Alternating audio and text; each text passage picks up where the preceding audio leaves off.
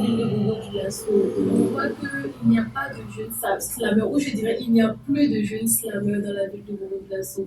Est-ce que ça serait lié à une concurrence entre les aînés et les petits? Parce qu'il faut souvent, si c'est aux aînés, d'assurer la relève.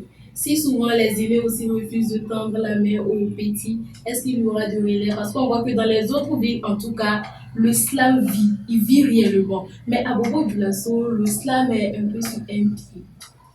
D'accord. Avant de répondre à cette question, je vais faire un gros recap au groupe Africanda. Africanda, avec la gâchette, la mobile, qui sont quand même des aînés du slam à Bobo. Et là, je vais revenir sur la question. Il n'y a pas de jeunes slameurs. Je pense que il y a des jeunes slameurs. Maintenant, il n'y a pas de jeunes slameurs qui prennent des initiatives, qui font des choses, qui organisent des trucs. Ça, on peut peut-être le dire. Mais il y a quand même des slameurs quand même qui sont là. Parce que moi, au fil du temps, je suis contacté par des slameurs. Je connais beaucoup de slameurs. Mais dans l'activité slam à Bobo, j'ai cité premièrement des aînés qui sont quand même initiateurs d'un grand événement national qui est Rempart, bon, Éloquence, Slam Éveil, voilà, Rempart, qui envoie des jeunes slameurs à la Coupe du Monde du Slam, à la Coupe d'Afrique du Slam et tout. Et tant que cette activité existe, on peut dire que quand même la relève est assurée. Maintenant, le truc, c'est que ce n'est pas toujours aux aînés de prendre les initiatives pour les jeunes. Moi, déjà en 2016, parce que moi, quand moi j'ai commencé le campus, autour de 2013-14, moi j'avais déjà envie d'organiser. Parce que j'ai fait l'islam pour la partie en 2014. Quand je suis revenu de là, avec mon poteau Andy, on était les représentants du Togo à la finale. Quand on est revenu, automatiquement, nous, on a eu des idées.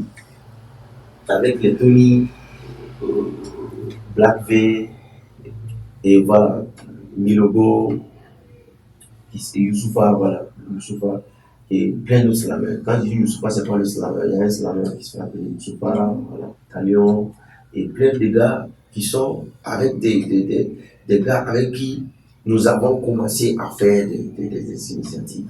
Voilà. On s'est dit, bon, est-ce qu'on ne va pas créer une association? Ça ne venait pas de. C'était pas l'idée qui venait d'un grand frère de l'époque. C'est nous, on a décidé de faire ça. On a décidé de partir vers les espaces, le Bois de Ben, l'Institut français, pour dire, bon, on va organiser des spectacles, des soirées slam. Ouais, non, ce sont des initiatives que nous, on a eu à prendre. Après, moi, je me suis dit, puisque presque tout le monde, on était dispersés, vous voyez, quand je cite les noms, parce qu'il y a beaucoup qui ont arrêté carrément. Moi, je me suis dit, bon, c'est vrai que la chose continue. Moi, j'ai mis en place un concours de slam à partir de 2016. À ce moment, il y a Africana qui avait déjà commencé le concours Éloquence en 2015. Moi, étant jeune slameur à l'époque, j'avais déjà eu l'initiative d'organiser un concours de slam. Il faut voir un peu la chose comme ça. Si je n'ai pas attendu que quelqu'un vienne me dire, il faut organiser ça. Je me suis promené dans les écoles, dans les universités.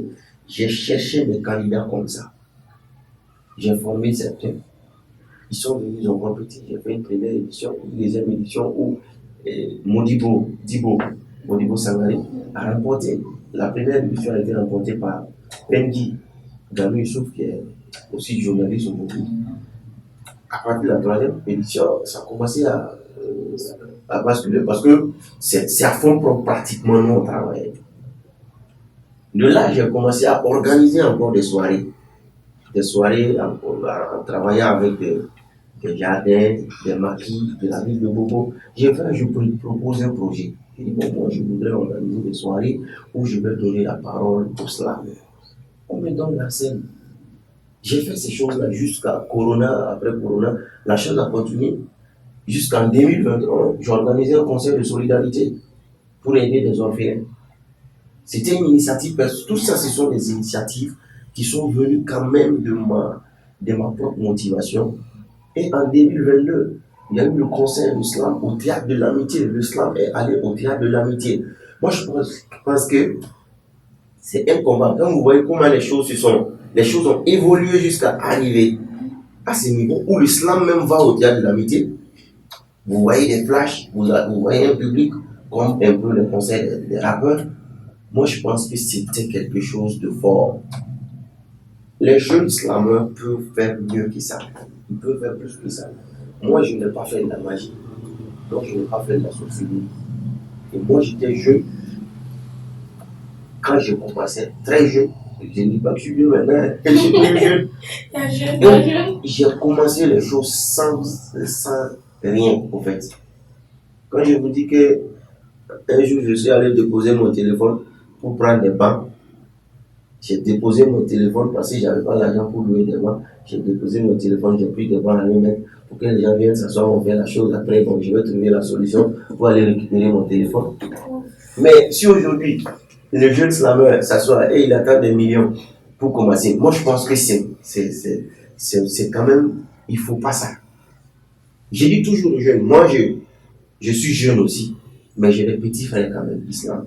Chaque fois que moi j'ai l'opportunité de les croiser, je dis, vous savez, moi je vais vous voir faire des choses que moi je n'ai pas pu faire. Vous savez, ça aussi, ça donne aussi quelque chose, et ça crée quelque chose dans la tête des grands frères. Quand les grands frères voient que, moi en tant que colosse, je n'ai pas pu faire ça, et puis le petit frère fait ça ne va pas le rendre méchant envers toi, mais ça va le pousser lui aussi à t'accompagner ou à mettre des choses plus grandes. Parce que souvent, les grands frères ont plus de relations que les petits frères. Voilà. Mais bon, souvent, il y a malheureusement le cas où les grands frères essaient de tout faire les petits frères. Bobo, à ma connaissance, Bobo, je ne sais pas. Je ne suis pas dans le fond des gens. Mais je peux dire qu'à Bobo, il n'y a pas ça. Il peut y avoir une certaine sorte de concurrence qui ne pas son nom, mais il n'y a pas ça. Et donc, comparé, j'ai entendu que le slam vit partout. Maintenant, à Bobo, le slam est pratiquement un peu touché. Partout, je me dis que les slameurs, surtout de la ville de Koudougou, à qui j'ai fait un liga, ils se sont organisés autour de quelque chose. Même Ouaga, je pense que Ouaga n'est pas plus organisé que Koudougou aujourd'hui dans l'islam.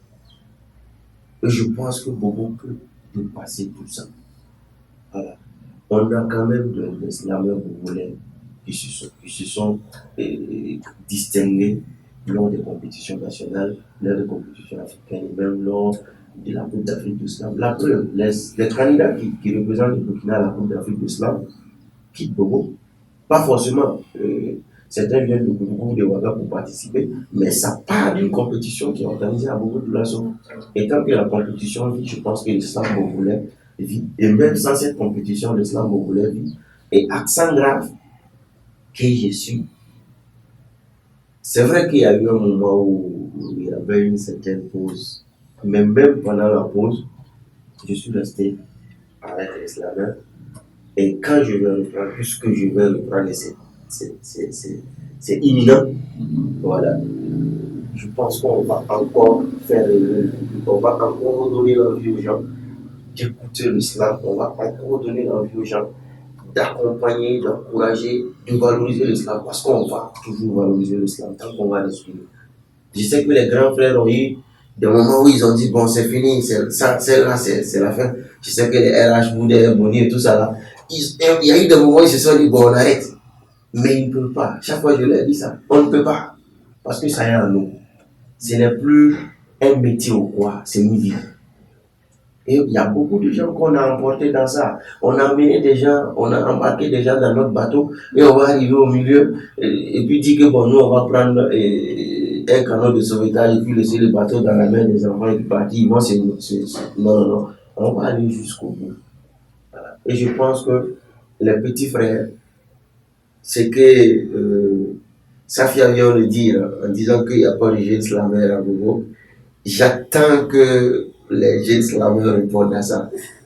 Pas par des publications ou quoi, mais qu'ils répondent à ça par des réalisations. Exactement. Pour montrer que il y a des jeunes slameurs à Bobo. Et je sais qu'on va y arriver. D'accord. Alors, c'est comme je viens de le dire, venez détromper ma pensée, venez prouver que le slam burundais, surtout du côté des jeunes, vit réellement à travers des réalisations très impeccables. Il y a des fans du mec brave qui ont duré d'entendre sa voix tout comme moi et on voudrait entendre quelques mots, quelques vers, surtout en acapella. Car un texte en acapella, c'est vivre le slam en réalité. Alors, très cher slammer, on aimerait entendre quelques mots, quelques vers, quelques strophes. D'accord. Bon, je vais pas quand même me faire supplier. Voilà, je vais faire ce que j'ai l'art de faire, à savoir, je m'appelle souvent le JTT, le jongleur tout terrain de mots. Voilà, et là, je vais me présenter en slam, voilà, parce que beaucoup de gens me connaissent grâce à ça. Je dis toujours que je suis accent grave, le mec brave qui brave les entraves même quand elles s'aggravent. Je ne suis pas un beau parleur, mais un haut parleur. Je ne suis pas un charmeur, mais un slammer. Je ne suis pas un mercenaire, mais un missionnaire. Un visionnaire qui persévère et baisse le cœur à travers ses vers pour le rendre moins sévère. Je suis le fils d'une mère et d'un père qui espère être un père et un repère. Alors pas les vers pervers, même si je porte une paire de verres. Il est vrai que je ne suis pas un héros comme Zoro, mais je ne suis pas non plus zéro comme Toto. Je suis un taureau à l'apparence de veau qui sait ce qu'il veut et vaut. Je n'ai que mes mots en OTS contre les mots en AIX. Je n'ai que mes intros, mes impros pour les belgos, les potos, les négros du ghetto. Je suis celui qui fait des jeux de mots et certains disent que bon, ça n'est pas censé. Et moi je dis juste il faut écouter. Parce que la parole est un art. Et ici, il existe des si. Ici, des si qui ne sauraient si, ceci, que si l'on les rendait si, ainsi. Et si tu me dis que ceci n'est pas comme ça ou comme si, je me dirais pourquoi tu serais ici en train d'écouter ceci sur Safi Web TV. Waouh! C'est super, c'est ce qui nous manque. Alors, nous sommes sur le point de terminer notre émission. Qu'est-ce que vous avez envie de dire à cette jeunesse-là? La jeunesse surtout qui slam actuellement et ceux qui aspirent à se lancer dans le slam et également qui aspirent à se lancer dans ce tas-là, le portrait. Et également, si vous avez souvent des opportunités de formation, peut-être qu'il y a ces jeunes-là qui veulent apprendre à dessiner tout comme vous. Oui, la question, je ne suis pas quand même vieux. Hein.